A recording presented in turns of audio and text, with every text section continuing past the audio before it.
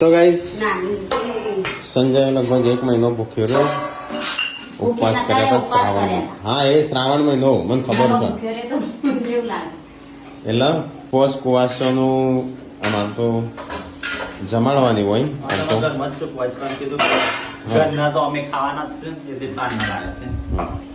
તો રોટલી શાક નું દાળ ભાત બનાવો. આમ તો કોઈક મીઠાઈ ને એવું બધું બનાવવાનું. તો ખાવાનું થઈ ગયું. બટાકો કો રૂપિયા લે.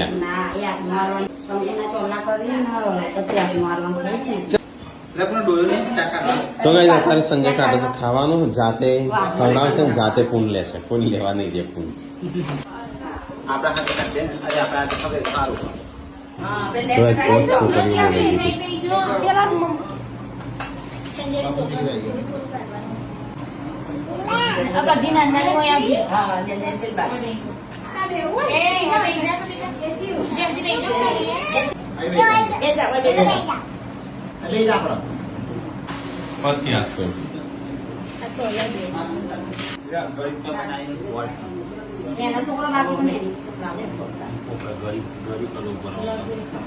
તો કઈ આમાં કુવાસીઓનું બી હાથ દીધું છે ને. આ બાજુ જમવાનું કાઢે છે, જમવાનું બનો છે, બસ સાફ સફાઈ થાય છે, વાહન ધોવાનું ચાલુ છે.